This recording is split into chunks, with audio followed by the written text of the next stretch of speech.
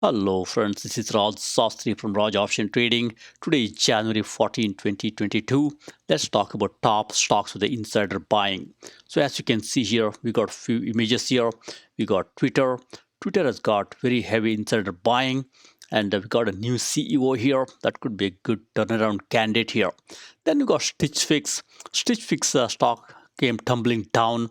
At this time, it's trying to make a profit. Net margin is just slightly negative. This can go higher. They're giving a very good experience for the shoppers, have a great website. And then you got Warby Parker. Many of you know this company. They do cool glasses, as you can see here. It's a very famous. At this time, company looks losing money, but there's a good story to be made here. They can be profitable as we go forward. So with that, let's jump in here and look at a little more details. So we'll start with the top stock with the heavy insider buying. Start with the price greater than $10. These are little more stable stocks because they got double-digit price here. So these are a little more stable. And then we'll go into stock price less than $10. These you should be a little bit careful here. This could be great swing trading opportunities, but they tend to be a little more riskier. So with that, let's jump in and look at more details. So we'll start with the top stock, the insider buying, and price greater than $10. So as you look here, we got companies here. Top of the list is Twitter. As you see here, Twitter has got a nice $37 here. Stock came down pretty heavily. Look, last couple days here, 1 day, 5 day, 1 month, even 6 month and 1 year, it's down. But for 2 years and 5 years, it's up. That tells you in the long term, it's a good stock here. It's going through some short term tailwinds here. That's why it's a good one at this time to slowly buy in. And look, net margin is barely negative here. This is one of the reasons Wall Street does not like this company. But if you have a longer horizon, given companies sold off nicely, RSI is 35 and also indicated by, it's sold off in all the way to 1 year here. And also it's got a nice sales growth and a new CEO. I think a case can be made here. Insiders are buying heavily. They know stock is very cheap here. I think it's a good one to slowly buy, even though understand there could be some short-term pain here with Wall Street trying to figure out what to do, but it's a good one for a little bit longer term. And then you got Evergy here. Evergy is a good energy stock, as many of you know here. I think it's a good one. Look, it's done nicely in 3 month, 6 month, all the way to 5 years. So it's a long term, it's a good story. Short term, it's undergoing some pain, but it's also trying to turn around, as you can see here, in 1 day. And this one is a good one. Nice sales, as you can see here. It's also net margin positive company. So I think this is a good one. It will go higher. It will also give nice dividend, as many of you know.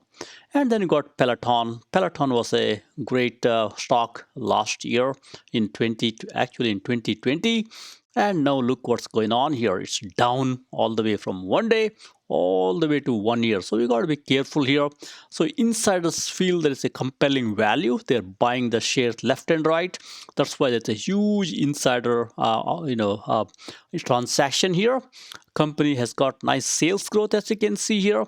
But in the short term, it's got some pain here, especially because negative net margin and price to sales ratio is a little bit high. It's as you can see here, I mean, it's not high, it's just 2, but still company is losing money. That's why Wall Street is not patient with this company. It's a look performance perspective, it's down all along, but in 2 years it's okay.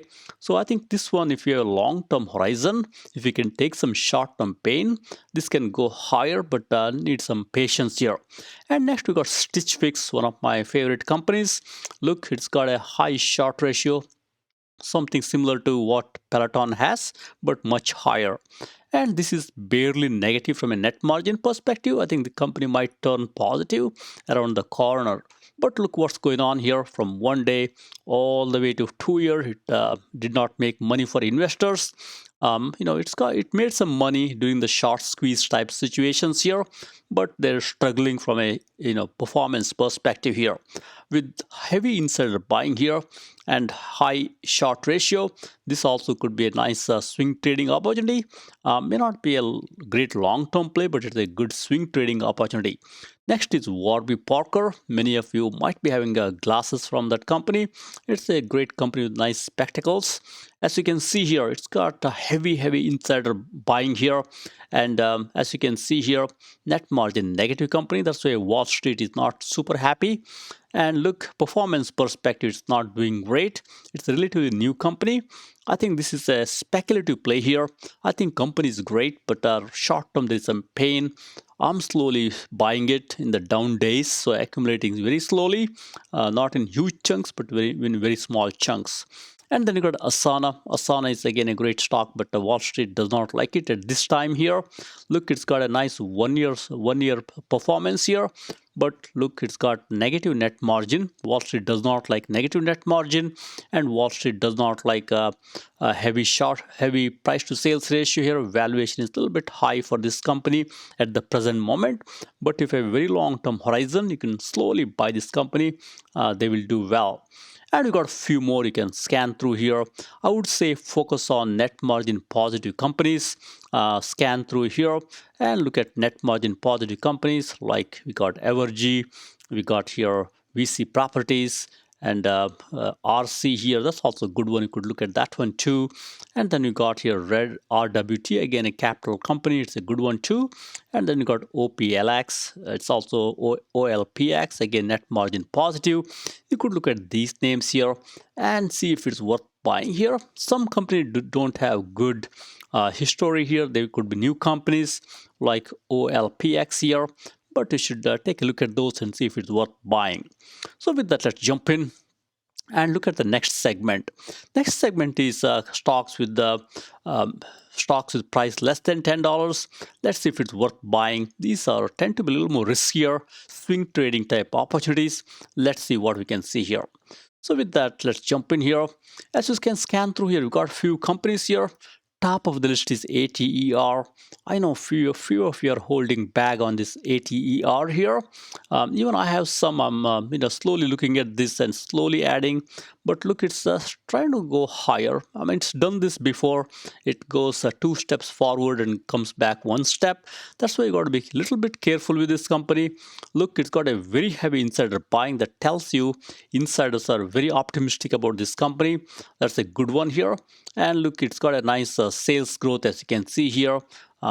Good sales growth and good gross margin, but net margin is negative. So that's why Wall Street does not have patience for net margin negative companies. And also price to sales ratio is low, so valuation is low. So I think if you have some patience here, this could work. But it will take some time here because Wall Street does not like money losing companies at this time. And then you got a few more here. Look, apartment rental is a good one here. It's done nicely in 1 year, so there's some positiveness here. Performance is good in 1 year, and it's struggling in the shorter term, as you can see here. Insiders are buying heavily, so that's a good one here. You could slowly buy into apartment rental and go from there. And then you got a few more as you can scan through here. So we got great companies here. You could look at some of these. Some of these are very small price companies here. I would say this is pure speculation here. Don't fall into the trap. Look, it's been negative all along here. So companies like WRBY, be careful here.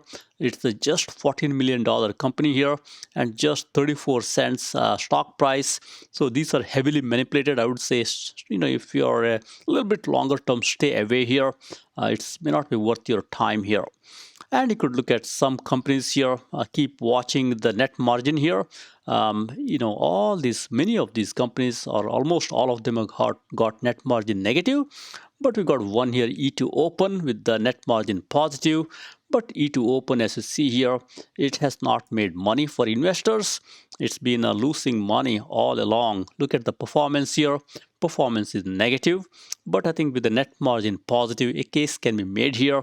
You can buy this slowly and go from there. And many of these stocks, you got to be careful here because these stocks have not made money for investors. Many of them have not made money, with the exception of very few here.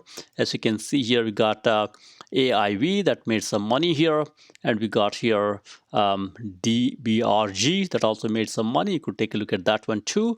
And at last we got OEG that also made some money in 2-year time frame. So in these lower price stocks, be a little careful. If you want to do swing trading, you could look at high short ratio stocks here with low RSI with some fundamentals, and you can go for with those. But be careful; it's purely a swing trading here, and keep it that way. So with that, let's jump in and look at few stocks in the thinkorswim platform. Look at the technicals. So with that, let's jump into reviewing charts here and go from there.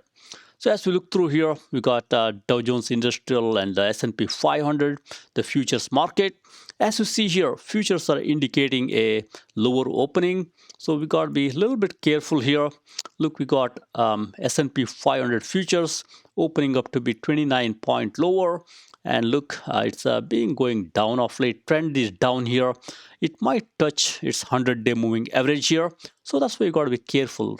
Market is in a negative trend right now. So that's why, be careful, buy the dips and, sell the bounces. So that way you kind of preserve some cash here. This is going to continue for some more time. You will see this down, up, down, up.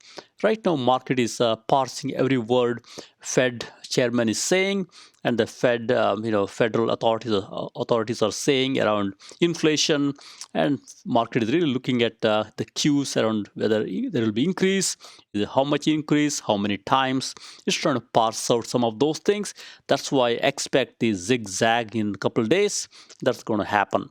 And then you got your Nasdaq. Nasdaq is also trending down. Next stop in Nasdaq is really it's a 100-day moving average or 200-day moving average. It's down below its 100-day moving average here. Next stop is 200-day moving average. So I think it might touch and bounce. So we got to be careful here. So that's why especially in Nasdaq names, go after companies with a positive net margin, companies that are making money. I think those will serve you well. And then we got Dow Jones Industrial Average here. That's also going down, as you can see here. This is a little more stronger. It's bouncing off of its 50-day moving average. I can make a case here. It might come below 50-day moving average and touch 100-day moving average. So that's bound to happen. So we have to watch carefully here. And then you got Russell here. Russell is, as you can see here, it's a down here. It's a weaker of the indices.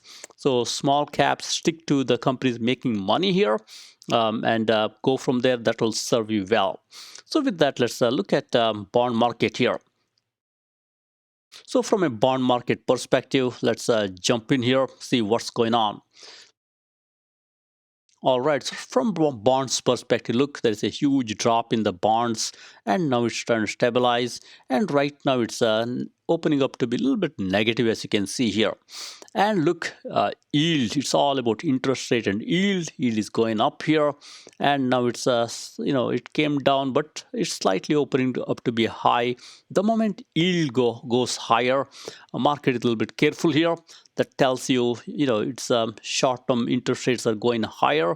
And if you're in shopping for even your home, refinancing, any loan for that matter, you will end up paying high interest rate here.